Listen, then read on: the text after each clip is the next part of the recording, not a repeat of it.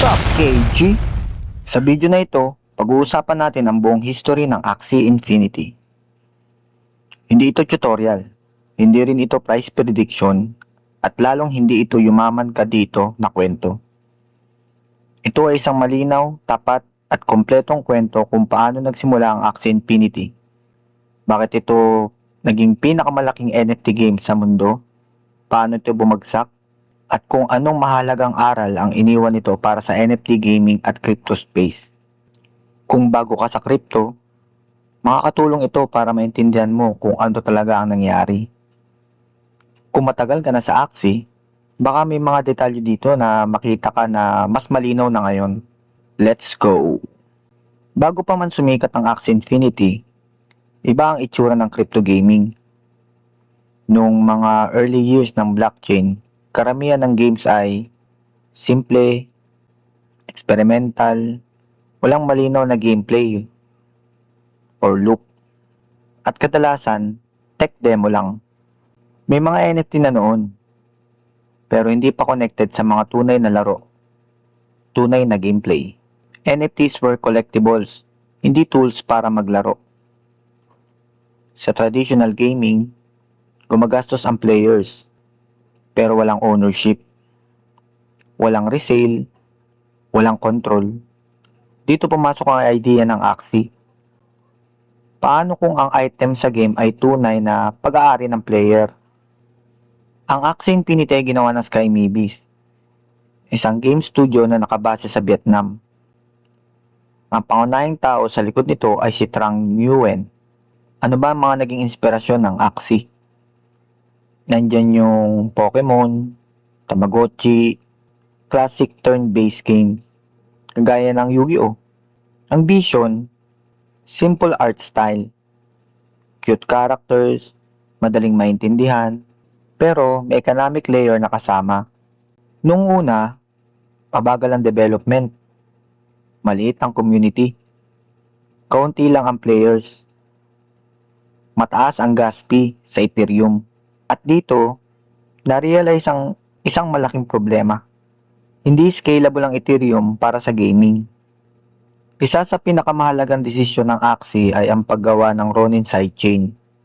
Ang Ronin ay custom blockchain, ginawa specifically para sa Axie, mura ang transactions, mabilis, user-friendly.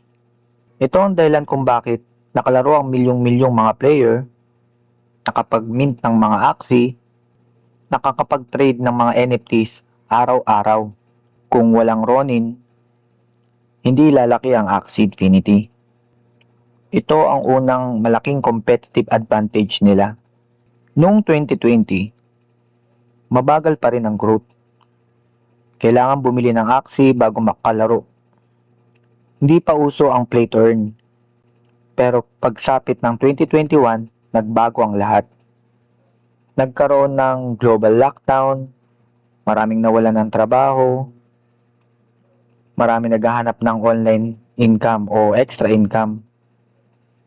At dito pumasok ang Axie Infinity sa spotlight. Hindi dahil sa gameplay, kundi dahil sa economic opportunity.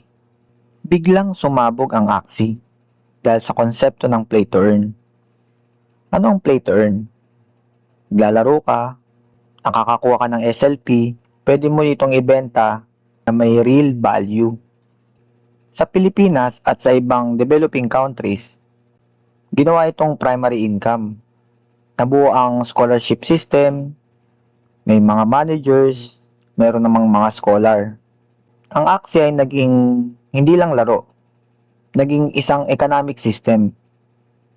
Pero dito na rin magsisimula ang mga problema. Habang lumalaki ang Axie, may mga issue na hindi na agad napapansin. Una, overdependence sa mga new player. Ang economy ay umaasa sa new users, new capital, new demand para sa mga Axie. Pangalawa, SLP inflation. Walang sapat na burning mechanics, mas mabilis ang mint kaysa sa burn, bumagsak ang value ng mga rewards. Pangatlo, gameplay fatigue. repetitive, heavy grinding, hindi fun long-term para sa karamihan. Ang Axie ay naging trabaho kaysa laro. Noong bumagal ang inflow ng mga new characters, bumagsak ang SLP.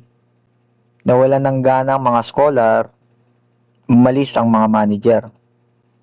Kasabay nito, bumagsak ang crypto market, nabawasan ang liquidity, bumaba ang confidence.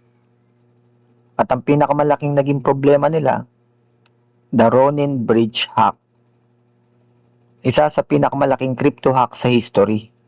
Bilyong halaga ang nawala, nasira ang mga tiwala ng mga players, ng mga tao, ng mga investor, na kahit na-refund na at naayos nila yung problema, hindi na bumalik yung momentum.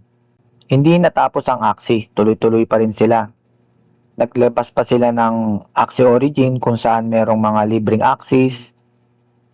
Mas game first ang approach na nila ngayon. Ang goal, ayusin yung mga gameplay. Ihiwalay yung fun sa earnings. Gawing sustainable ang economy. Ginawa nilang mas balance, mas strategic, mas accessible. Pero malinaw na hindi na ito kagaya ng dati. Maraming iniwan na aral ang Axie Infinity. Hindi sapat ang earnings para maging fun ang game. Ang economy ay hindi pwedeng umasa lang sa growth.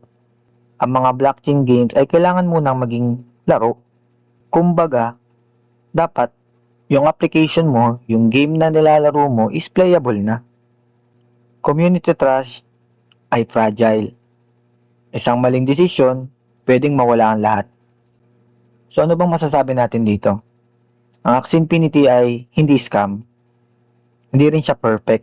Isang experiment na sobrang lumaki. Ito ang nagbukas ng pinto sa NFT gaming. Nagpakita ng mga posibilidad. At nagpakita rin ng mga limitasyon. Kung wala ang Axie, wala ang karamihan ng mga NFT games ngayon.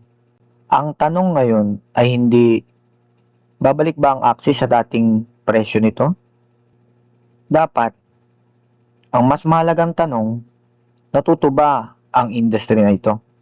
Kayo, anong naging kwento ng Axie journey nyo? Salamat sa panonood, kita-kita tayo sa susunod. Game on!